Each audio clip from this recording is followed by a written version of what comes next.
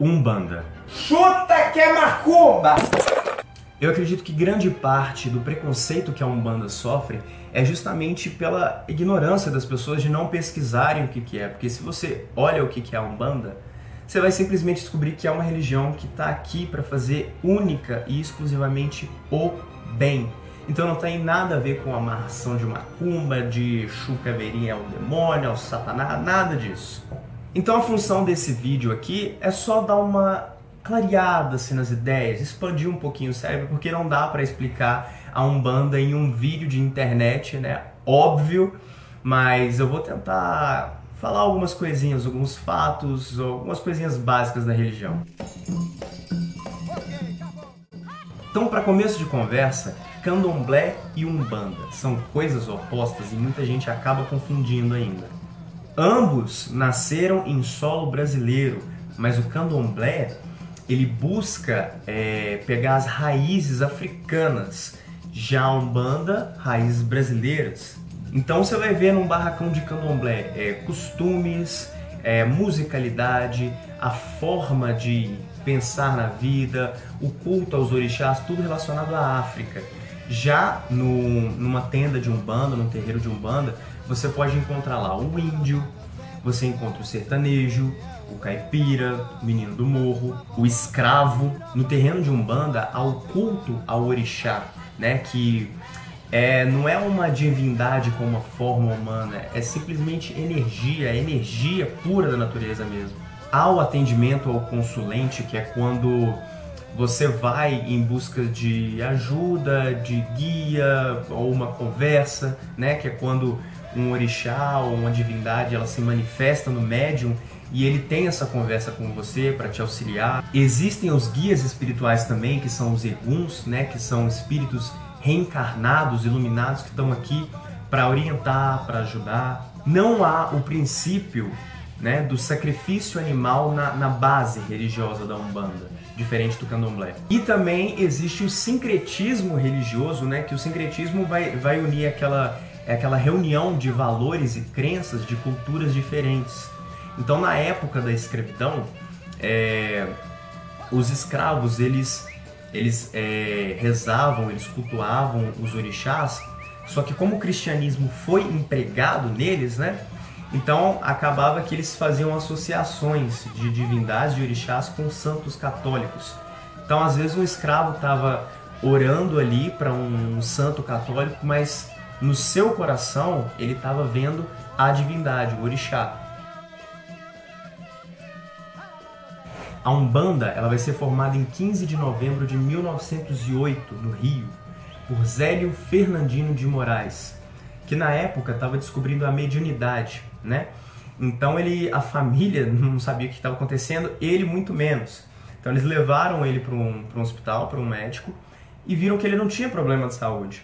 Então levaram ele para um padre para ver se era caso de exorcismo. Também não era.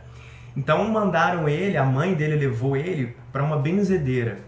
E essa benzedeira, ela incorporou, né, um preto velho que anunciou que o Zélio teria uma missão espiritual aqui. Então o Zélio ele foi levado à Federação Espírita de Niterói e lá ele começou a incorporar alguns espíritos. Ele estava incorporando espíritos de escravos e índios, e o diretor da fundação ele não curtiu muito. Ele falou que ele convidou esses espíritos a irem embora por causa do atraso espiritual. Foi quando uma força maior invadiu o Zélio e falou assim: por que repelem a presença desses espíritos sem nem sequer se dignaram a ouvir suas mensagens? Será por causa de suas origens sociais e cor? E esse foi um momento muito importante, porque esse espírito que incorporou Zélio era em outra vida Frei Gabriel de Malaguida, mas que queria ser apresentado como o caboclo das 7 encruzilhadas. E ele anuncia que veio para fundar a religião de Umbanda. Trazia uma ordem, fora jesuíta até aquele momento. Chamava-se Gabriel Malaguida. Daquele instante, ele ia criar a lei de Umbanda, onde o preto e o caboclo pudessem manifestar.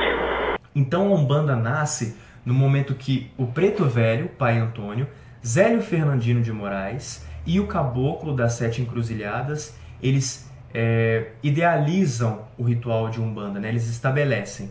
Orixalá, meu pai, tenha pena de nós. Umbanda, que vem do sânscrito Deus ao nosso lado. É uma religião como qualquer outra, tem seus fundamentos, tem suas liturgias, tem seus sacramentos, né? É uma religião do bem para te transformar em alguém melhor. A Umbanda, ela pratica a comunicação e a manifestação com os espíritos. Essa é a única ligação com o espiritismo. Ela tem o culto aos orixás, ela tem altar, ela tem imagens, rituais, simbolismo. Então a Umbanda, ela vai guardar semelhanças com o espiritismo, com o catolicismo, com o candomblé, com o xamanismo, com o catimbó, mas ela tem fundamento próprio. Ela leva traços da cultura do índio, do escravo, do europeu, do ocidental também. E é todo esse sincretismo da Umbanda que faz a ligação dos orixás com os santos católicos. Alguns aqui, por exemplo, Jesus como Oxalá, Ogum como São Jorge, Oxóssi como São Sebastião, Iemanjá como Nossa Senhora dos Navegantes, Inhaçã como Santa Bárbara. Inclusive tem um livro chamado O Pagador de Promessas, de Dias Gomes, que é um livro sensacional, ele é fantástico. Você lê ele assim, ó, que ele fala justamente dessa intolerância. Estão me ligando aqui. É tratado esse preconceito, essa intolerância religiosa. A Umbanda, ela vai trabalhar com 7 linhas. Essas 7 linhas são como partituras de uma energia divina. Essas 7 linhas são vibrações, né? Elas são energias de Oxalá. E elas são divididas como Oxalá, Iemanjá, Xangô, Ogum, Oxóssi, Iori e Orimá, né? Que cada um tem seu propósito e são interpretadas de formas diferentes dependendo do segmento da Umbanda. Lembra que eu falei do caboclo das 7 encruzilhadas? Os 7 chakras. Saudação, e é claro que a Umbanda não foi inventada por Zélio, ela foi fundada. Então os orixás, toda essa história vem de muito tempo atrás. Os orixás, eles foram ancestrais africanos que eles acabaram divinizados, né, porque adquiriram um controle sobre a natureza ao longo de suas vidas. Olha a Tempestade dos X-Men, por exemplo.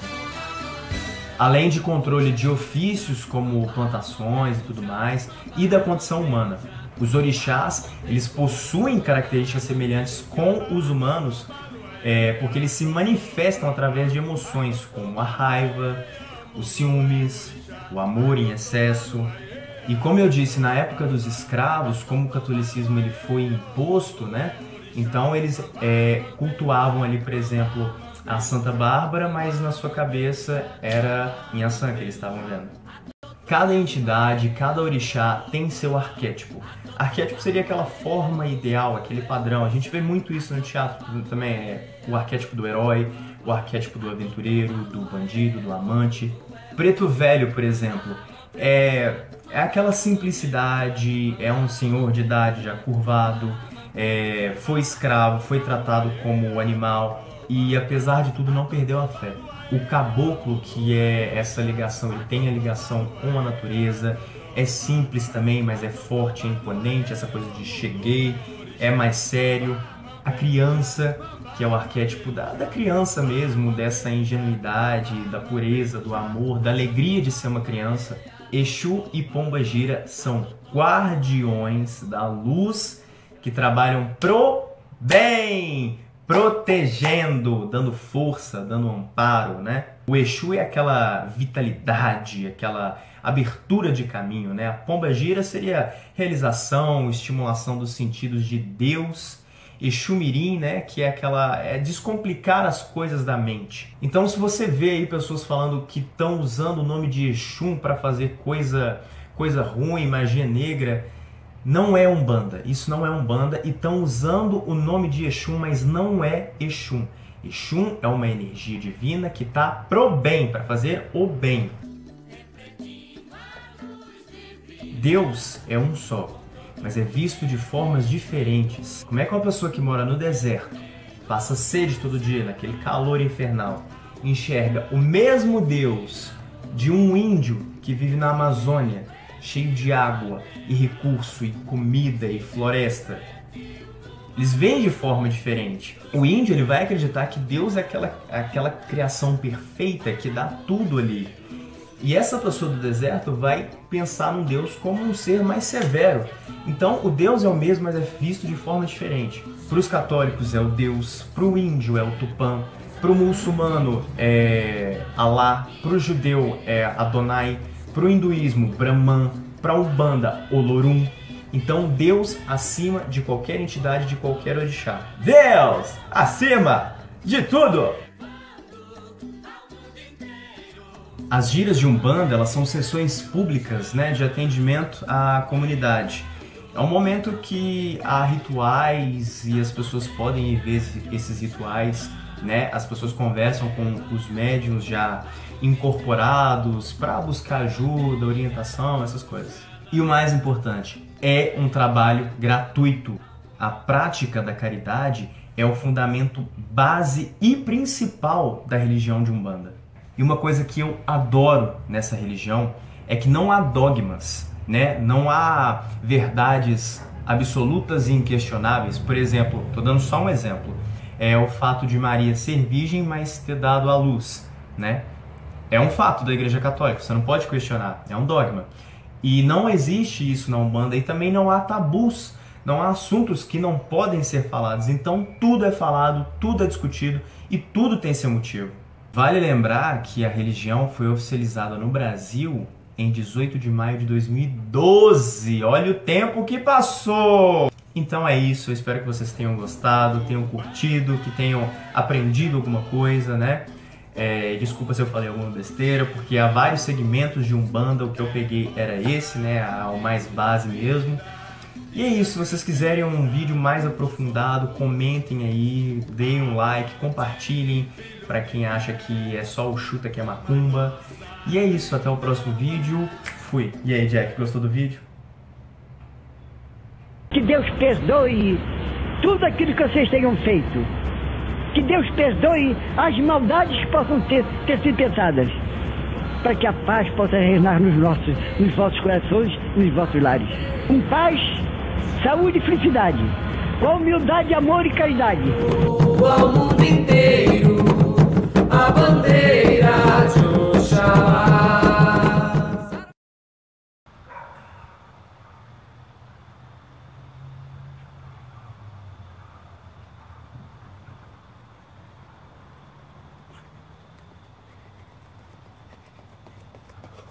Curte o vídeo!